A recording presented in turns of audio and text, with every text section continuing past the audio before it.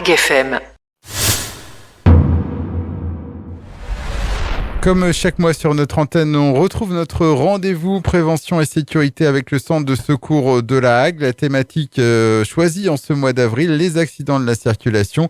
Comment les éviter? Quels sont les comportements à risque et surtout, quels réflexes à adopter en cas d'accident? On en parle avec Frédéric Duchemin, le chef du centre de secours de la Hague. Bonjour Frédéric. Bonjour Manu, bonjour aux auditeurs d'AgFM. Déjà, les accidents de la route, pour le centre de secours de la Hague, ça représente quoi aujourd'hui en termes d'intervention?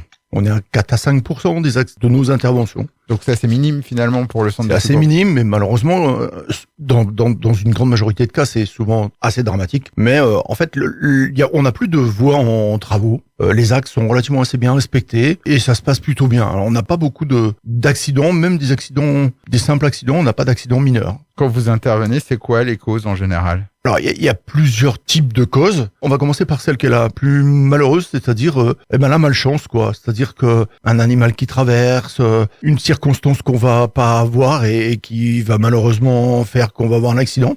Après, il y a malheureusement l'addiction, même si nous, on est un petit peu protégés dans le secteur, quoi que ça arrive encore. Mais là, on a nos collègues de la gendarmerie qui sont particulièrement bienveillants sur le sujet, avec la drogue, l'alcool, etc.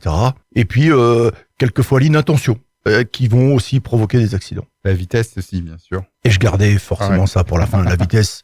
Quand j'ai parlé à nos amis les gendarmes, j'y pensais également. Ouais. On parle d'inattention, c'est vrai que anticiper, c'est souvent le maître mot sur la route. Alors c'est plus facile à dire qu'à faire. Quels conseils éventuellement donner? Mais en fait, je pense qu'il faut que chacun respecte ce qu'il est. C'est-à-dire que le piéton considère qu'il est prioritaire, le cycliste considère prioritaire. Tout le monde, en fonction de la situation dans laquelle il est, se considère toujours un peu prioritaire. En fait, ce qui est important, à mon sens, c'est de se dire, je suis piéton, quels sont mes droits, à quoi faut que je fasse attention, que chacun reste bien dans son cadre et qu'on respecte les uns les autres, parce que la route n'appartient à personne, mais surtout elle appartient à tout le monde.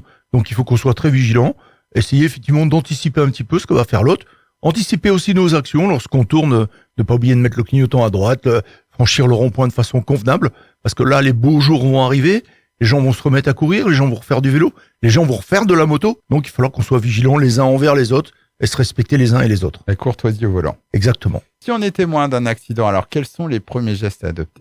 Alors, le grand débat, Manu, que nous avions hors antenne, c'est dois-je protéger, alerter, secourir ou protéger, secourir, alerter? Ce qui est incontournable, c'est d'abord de protéger. Puisqu'en fait, on protège qui soi-même, la victime, les autres. Donc, on va surtout pas se mettre en danger. Si on peut dépasser l'accident, on va dépasser l'accident. On va mettre ces feux de détresse le plus vite possible. Si on est sur une route à très grande circulation et qu'on a peur que notre véhicule se fasse percuter, s'il y a du monde dans la voiture, ce qu'on va faire, c'est qu'on va leur demander de sortir et de s'éloigner sur la berne. Comme ça, on va éviter le suraccident. Dès qu'on peut, on va mettre un triangle de présignalisation. On va, bien entendu, avant de descendre du véhicule, mettre un gilet jaune, pas pour manifester, mais pour se montrer et être surtout visible. Et après, secourir, alerter, on peut, et c'est encore un grand débat, est-ce que face à un accident de circulation, je vais approcher? Est-ce que j'ai pas peur de voir ce qui se passe, etc., etc. Donc si d'aventure je peux pas aller secourir, je vais alerter. Et même si en doublant l'accident, je décide de ne pas m'arrêter, je m'arrête 50 mètres plus loin pour dire voilà, il y a eu un accident, et ben à ce moment-là, j'ai déjà fait une première chose, j'aurais alerté. Ça dépend aussi peut-être de la situation, secourir, alerter ou alerter, secourir.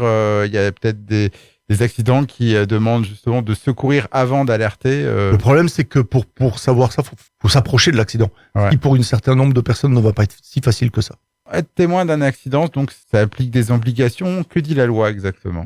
Alors il faut éviter de faire peur à tout le monde. Moi, ce que j'évoquais tout de suite un petit peu là, c'est la non-assistance à personne en danger. C'est un bien grand mot en fait face à une situation quelquefois un accident de la route. Alors simple. Pas méchant, mais dramatique. Les gens ne peuvent très bien ne pas avoir la possibilité tout simplement d'aller voir. C'est humain ça, et s'arrêter un peu plus loin pour alerter. On fait pas de l'annonce-assistance à personne en danger. On a alerté les secours. Maintenant, ce qui va se passer, c'est qu'on va faire le 112. Nos collègues du CODIS, enfin du CTA, du Centre de traitement de l'appel à Saint-Lô, vont vous demander de prendre la main sur votre téléphone portable de façon à ce qu'on puisse filmer. Alors pas filmer à des fins cinématographiques, mais filmer à des fins opérationnelles, de façon à ce qu'ils se rendent compte de la situation pour dimensionner au mieux les engins par rapport à ce qui vient de se produire. Peut-être qu'une simple ambulance va suffire, peut-être qu'il en faudra 2, qu'il en faudra 3.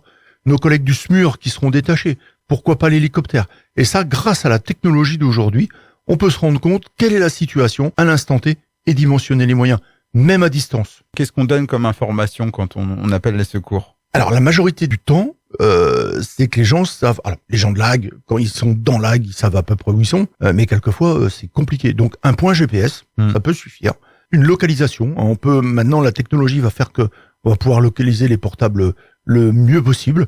Essayer d'être le plus précis possible, essayer d'avoir un point GPS. Le point GPS peut se transformer rapidement en un point routier sur lequel on va pouvoir nous envoyer. Merci Frédéric Duchemin. On se donne rendez-vous donc le mois prochain pour un nouveau point prévention avec le centre de secours de la Hague. Au revoir Frédéric. Au revoir Manu, au revoir aux auditeurs d'AG FM.